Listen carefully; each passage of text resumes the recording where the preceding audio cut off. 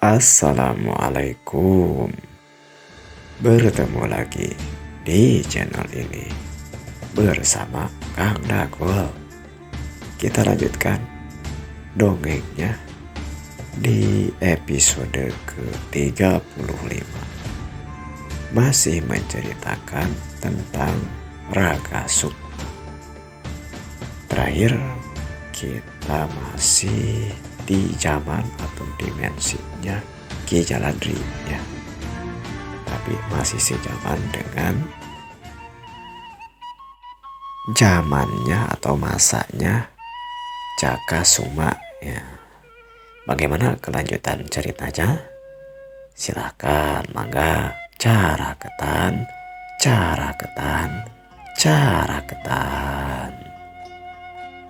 Cahaya matahari pagi waktu itu bersinar menembus sela-sela dedaunan di pinggiran hutan, di sebuah tempat di sekitar pasisian ataupun telaga Endit. Berdirilah seorang laki-laki yang agak tua di atas sebuah batu, sambil dia berkata-kata agak keras. "Keluarlah kamu. Aku tahu siapa kamu. Kalau tidak temanku yang satu lagi, pasti kamu adalah..." Tidak sampai selesai perkataan laki-laki tua tersebut, terlihatlah di arah timur, berkenaan dengan bersinarnya cahaya matahari, tersilaukan oleh cahaya yang begitu terang dari mentari pagi di saat itu. Cahaya yang menyilaukan terasa begitu menyakitkan di pandangan Ki Jaladri. Raga Sukma yang sedang menitis ke dalam tubuh Ki Jaladri. Setelah silau dengan cahaya matahari tersebut, dalam pandangannya kemudian berubah menjadi gelap yang begitu pekat. Repoek tetempuan atau penglihatan Raga Sukma. Nah, ini Raga Sukma nih. Kita menceritakan tentang sisi Raga Sukma yang sedang menitis ke dalam tubuhnya Ki Jaladri. Kemudian Raga Sukma merasa pendengarannya begitu memekakan telinga. Katorekan dalam bahasa Sunda. Ngayang. Dan juga pandangannya terasa gelap. Dan selanjutnya Raga Sukma merasa dia sedang berbaring di sebuah tempat tidur. Ada selimut yang terasa di dalam tubuhnya menyelimuti. Kemudian seseorang terdengar membukakan pintu. Pandangannya masih gelap, matanya masih terpejam. Namun suara yang memekakan telinga itu sekarang sudah hilang, berubah menjadi suara langkah kaki yang sedang mendekati tempat tidur. Sesaat kemudian langkah kaki tersebut kemudian berhenti. Terasa ada pelayan lembut di atas kepala, mengelus-elus, terasa kasar di kulit, namun lembut terasa menenangkan dalam batin seseorang tersebut. "Jaladri, bangunan. Sudah pagi. Ayo cepat cuci muka. Kita sarapan." Kemudian tubuh yang berada menitis kali ini oleh Raga Sukma membukakan matanya. Terlihatlah seorang bapak-bapak dengan kumis dengan cambang yang begitu lebat menatapnya dengan lembut. "Cepatlah nak, ayo bangun. Seorang satria, seorang pelaut tidak boleh bangunnya kesiangan. Ada kewajiban yang harus kita laksanakan, yaitu menjalani kehidupan. Dan tentunya ada petualangan di luar sana yang menanti untuk kita bisa mengarungi waktu-waktu, detik-detik demi detik." Kemudian bangunlah Raga Sukma yang sekarang menitis ke sebuah tubuh yang terasa tidak asing, karena tubuh ini dia rasa seperti tubuhnya di dimensi nyata dalam kehidupannya, sekitar usia belasan tahun, entah 13 tahun atau 17 tahun. Yang jelas Raga Sukma menitis ke dalam tubuh ini merasa begitu pas, karena mungkin seusia dengan dirinya. Anak tersebut dipanggil Jaladri. Apakah mungkin Raga Sukma sekarang sedang menitis dan berada dalam tubuh Ki Jaladri di masa Ki Jaladri masih belasan tahun?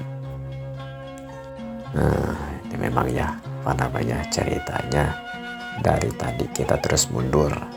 Bukan dari awal cerita ini dongeng terus mundur ke masa-masa sebelumnya. Nah, sekarang sebelumnya itu kita menceritakan Ki Jaladri yang sudah tua. Sekarang kita akan menceritakan Ki Jaladri di masa masih belasan tahun. Ayo, bagaimana kelanjutan ceritanya? Mangga. Yuk, cara kata. Tanpa menunggu jawaban dari putranya, seorang bapak tersebut kemudian keluar dari kamar. Jaladri yang sekarang terduduk di depannya, kemudian dia sedikit mengumpulkan perasaan dan jiwa raganya, karena mungkin dia masih merasa di alam mimpi. Dia masih belum bisa meneguhkan hatinya apa yang akan dia lakukan pada hari ini. Keadaan seperti itu dirasakan pula oleh Raga Sukma. Singkat cerita, kemudian Jaladri keluar dari kamarnya, melihat ayahnya sudah berada di sebuah balai-balai ataupun tempat duduk dengan menghadapi makanan seadanya.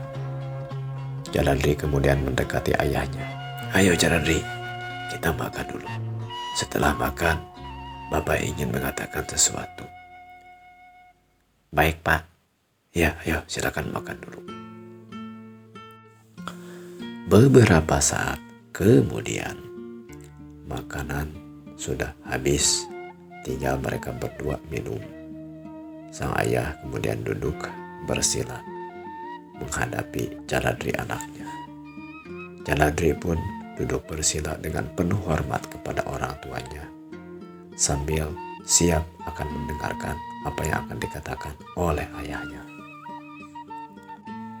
"Bapak hanya ingin mengatakannya lagi saja, bahwa kamu pun sudah tahu, semalam kita sudah melakukan selamatan ataupun doa bersama.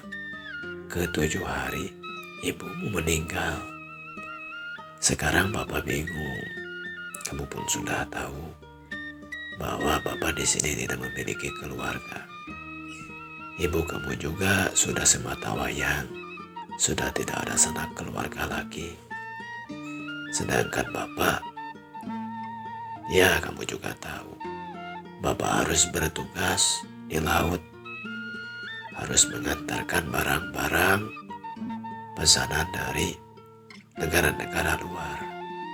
Dan Bapak juga tidak bisa menolaknya, karena ini amanah dari Maharaja kita. Oleh karena itu, seperti kemarin juga sudah Bapak katakan padamu bahwa kamu harus ikut dengan Bapak, ikut berlayar mengarungi samudra. Bapak juga sudah sering mengingatkan kepada kamu dan telah melatih kamu agar kamu terbiasa hidup di laut, hidup di kapal, sehingga suatu hari nanti kalaupun kamu harus berlayar, kamu sudah terbiasa. Kamu paham? Ya, aku sudah tahu. Ya sudah kalau begitu. Nanti sore kita akan berangkat.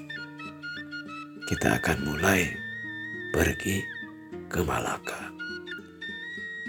Raja menyuruh ayah membawa barang dari Malaka dan membawanya nanti ke negara-negara yang berada di seberang lautan sana. Kamu sudah siap mengikuti petualangan? Siap tak siap, ayah? Siap tak siap. Kehidupan itu memang siap tak siap harus kita hadapi. Kita tidak bisa tinggal di satu keadaan saja.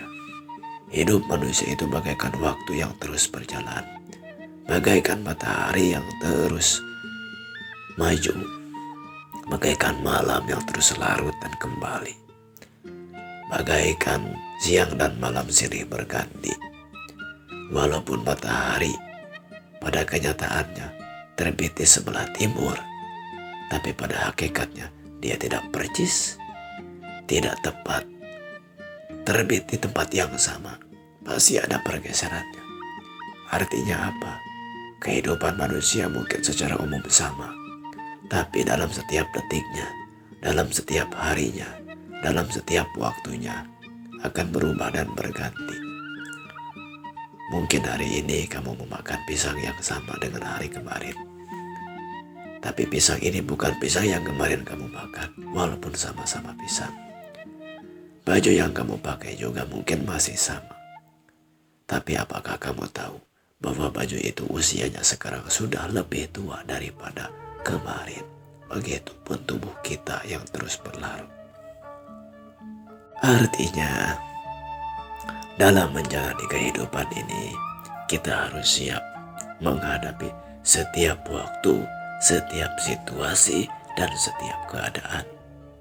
Ibumu sekarang sudah tiada. Peran kamu sekarang bukan lagi seorang Jaladri yang anak ibu dan bapak lagi. Sekarang kamu sudah Jaladri, anak bapak saja.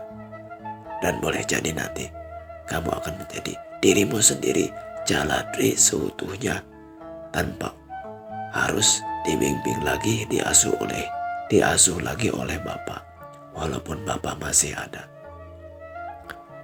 Iya Pak, Jaladri sadar. Jaladri sudah paham Pak. Memang anak bapak harus kuat, harus kokoh. Dan satu lagi, apapun masalah kamu tidak boleh bersedih. Kamu justru harus berpikir bagaimana caranya kamu menghadapi masalah tersebut dan keluar dari masalah tersebut. Seperti yang tadi Bapak katakan, waktu terus berlalu. Mungkin keadaannya berulang, tapi masa, kesempatan, dan peluangnya akan terus berbeda. Seperti ombak laut, yang mungkin kita lihat seperti itu saja. Padahal setiap ombaknya itu berbeda dengan ombak yang tadi. Ombak yang baru terus berubah. Tidak ada yang sama. Begitu besar ciptaan Tuhan. Begitu hebat ciptaan Tuhan. Bahkan ombak yang beribu-ribu kali, berjuta-juta kali, bermiliaran-miliaran kali menerpa pantai, tidak pernah ada ombak yang sama. karena itu adalah sebuah waktu yang terus berlalu dan tidak akan mengalami suatu kejadian yang sama. Jadi, manfaatkan kesempatan itu, nak anakku. Tentu ayah, Calatri sudah paham. Bagus, itu baru anak Bapak. Kalau begitu sekarang, kamu siap-siap. Bawalah yang sekiranya kamu anggap penting. Rumah ini pun Bapak titipkan kepada tua kampung untuk dirawat. Kalaupun ada orang yang memerlukan untuk tinggal boleh-boleh saja. Tapi jangan sampai dikasih ataupun dijual. Tapi kalau mau sekedar untuk sekedar tinggal, itu tidak apa-apa. Itu pun kamu sudah mendengar perkataan Bapak, mungkin dengar Pak Ketua Kampung. Iya Pak, Calatri sudah tahu Pak. Ya sudah, sekarang siap-siap saja. Nanti sore kita akan pergi ke pantai, ke dermaga ke pelabuhan. Bapak harus segera mengirim utusan kepada Kapten Bapak untuk bisa menyiapkan segala sesuatunya. Karena pada sore ini kita akan berangkat menuju Malaka. Ya Pak. Ya sudah kalau begitu. Singkat cerita, sekitar matahari sudah cukup panasnya. Kalau mungkin sudah ada jam waktu sekarang sekitar pukul 10. Dalam bahasa Sunda itu wanji nonnya adat moyan manceran gitu. Sekitar pukul 10 siang. Calatri bersama ayahnya naik sebuah pedati yang kemudian menuju ke tempat di pinggir pantai pelabuhan kalau di zaman sekarang.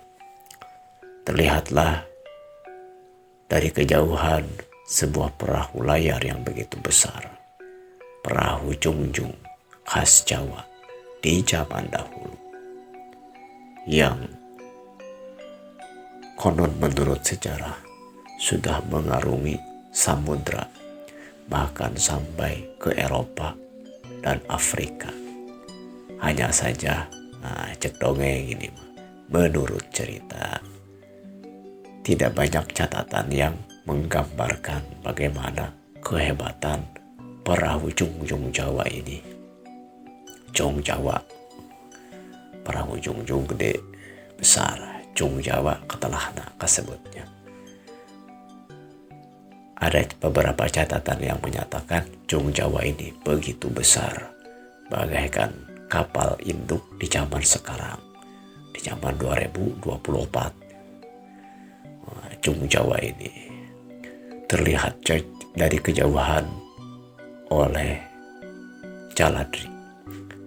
Dalam hayalannya, dia akan meninggalkan daratan yang begitu tetap, kokoh dan tegar, diam, bagaikan batu yang menancap di sebuah karang.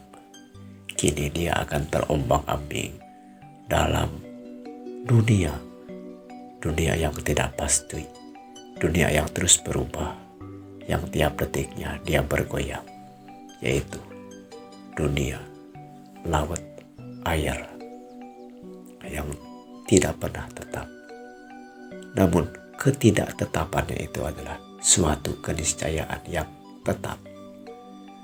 Karena bagaikan dohir dan batin, bagaikan robah dan tetap pun adalah rubah. Begitu ceritanya. Diceritakan setelah mendapatkan perintah dari Maharaja untuk mengambil suatu barang yang harus dikirim ke luar negara, pergilah Jung Jawa yang dipimpin oleh Bapak Calatri. Siapakah nama Bapak Calatri ini? Dia dikenal dengan Banyu Sakti. Ada yang menyebut juga Sagara Sakti. Namun di lautan dia dikenal dengan bernama Banyu Biru. Cek dongeng. Dalam cerita ini, Ki Banyu Biru terkenal sebagai satria lautan, seorang punggawa kerajaan Raja Pandu Jaya yang dia sangat percayai sebagai seorang yang memimpin pasukan di bidang kelautan. Jika sekarang dia di darat mempercayai punggawa-punggawa, maka punggawa kepercayaannya di lautan dia mempercayakannya kepada Ki Banyu Biru ini. Ki Banyu Biru memiliki seorang istri dan dia telah memiliki seorang anak yang diberi nama Jaladri. 8 hari yang lalu, belum genap 10 hari, istrinya meninggal. Oleh karena itu, Jaladri, sang anak sematawayang, kemudian dibawanya untuk mengikutinya di tengah lautan. Malam itu, malam pertama, Jaladri mengarungi lautan. Ketika dari darat, dia menaiki kapal Jung Jawa yang terkenal besar itu, dengan didahului menggunakan kapal sampan kecil yang didayung oleh 2 orang. Begitu terombang-ambing oleh ombak lautan, Laut Jawa yang terkenal dengan gelombangnya yang cukup kuat dan cukup besar. Namun menurut ayahnya Ki Banyu Biru, ombak Laut Jawa ini tidak sebanding dengan ombak badai lautan lepas. Ini cukup besar gelombangnya, namun masih ada yang lebih besar lagi. Kedepannya mungkin akan diceritakan.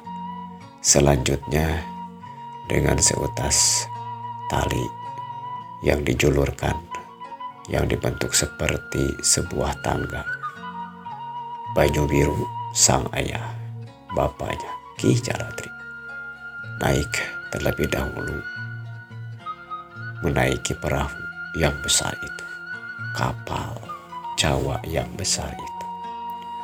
Diikuti oleh Jaladri yang memang walaupun belum terlalu lihai, terlalu ahli untuk menaiki tangga yang terbuat dari tali, dia sudah beberapa kali mencobanya, karena tentunya anak dari seorang kapten satria laut akan diajarkan beberapa hal, diajak untuk pergi berlayar.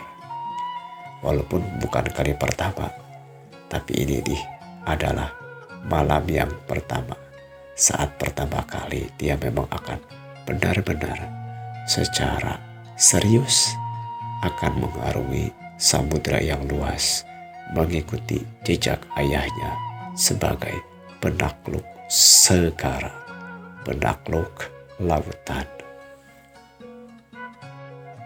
Ternyata di kapal yang besar itu gelombang tidak terasa begitu besar.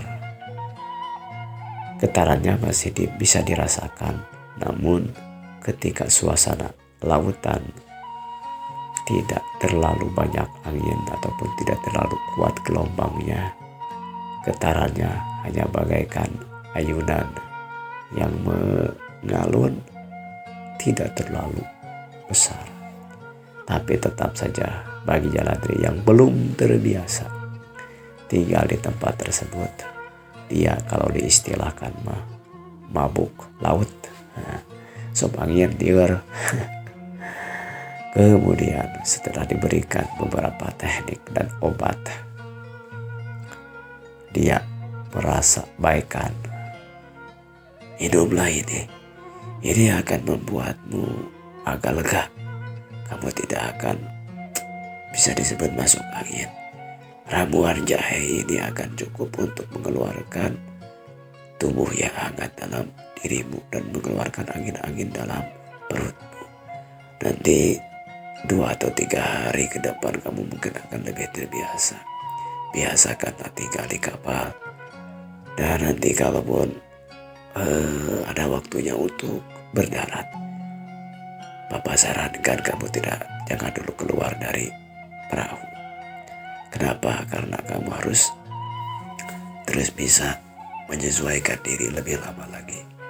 Nanti kalau sudah 40 hari kamu berada di pantai atau berada di laut, baru kamu kalau ada kesempatan untuk berdarat, kita bisa jalan-jalan di daratan. Jadi supaya kamu melatih, jangan sampai seperti sekarang kelihatannya murung saja. Kamu merasa belum nyaman ya? Iya Pak, aku merasa pusing. Ya, tidak apa-apa. Bapak tinggal ya. Bapak harus memberikan arahan kepada awak-awak kapal jangan sampai mereka lalai. Karena mau tidak mau, kita harus tetap waspada. Lautan bukan daratan, daratan bukan lautan. Bapak harus bisa bertanggung jawab memimpin semua awak kapal yang ada di kapal kita ini. Tentu Ayah, aku mengerti ya. Ya sudah kalau begitu. Deburan ombak gelombang lautan di tengah samudra terus mengiang menemani hari-hari, waktu demi waktu, menghiasi pendengarannya Jaladri. Suara jangkrik tidak terdengar lagi. Burung-burung berganti dengan burung-burung laut yang bersuara memekik, mengeak, seperti burung camara dan lain sebagainya. Angin laut menerpa sejuk, bercampur dengan panas, kering, khas angin Sagara, angin laut, angin samudra. Malam itu, langit terlihat cerah, bintang-bintang bersinar, sedikit awan dari kejauhan yang hampir saja mendekati air laut dalam penglihatan kasat mata. Terlihat menggulung-gulung, sepertinya di daratan sedang terjadi hujan. Namun di tengah lautan terlihat bintang yang seperti terus berkedip memperhatikan Jaladri yang kini mengarungi samudra, menempuh, mengarungi kehidupan yang baru. Hehehe, lagi apa Den? Kang, biasa Kang, lagi ini merasakan suasana di laut. Hehehe, kata Kapten Aden lagi masuk angin katanya. Ini saya tambahin bawa makanan deh supaya tidak masuk angin. Ini makanan segar Den, ada rasa masam-masamnya dan juga anget-angetnya. Coba ini namanya makanan khas nih, dodol jahe dicampur dengan ganas, nanas, pasti masam-masam anget nih. Coba ya. Oh iya Kang, terima kasih. Kang teh yang dipanggil oleh si bapak mah Kang Bajo teh aja. Hehe, itulah Kang. Si Bajo mah ada tukang ieu kah jang ieu. Akang mah sebenarnya profesinya di sini tugasnya menyiapkan makanan kokinya. koki makanan di perahu. Itu Den. Jangan panggil Aden-Aden, biasa aja Kang. Akang juga panggil kepada si bapak aja. Iya dong, kan si bapaknya pengen dibilang bapak aja, jangan kapten katanya, jangan Aden katanya, jangan juga Satria atau Paduka. Komo itu mah gak boleh katanya. Bapak aja di sini mah. Bapak Banyu. Waktunya Pak Biarsa. Waktunya para pendengar. Ini ada tokoh yang baru nih. Namanya Ki Bajo. Ki Bajo. Kemudian memang lagi menceritakan Ki Jaladri ya. Dan juga ada yang dipanggil adalah Punggawa kerajaan, yaitu bapaknya Jaladri yang bernama Ki Banyu Biru. Bagaimana kelanjutan ceritanya? Kita ketemu lagi di episode selanjutnya. Yang belum like, yang belum subscribe, komennya juga ditunggu Kang Nangol. Wilujeng patepang deui, permios.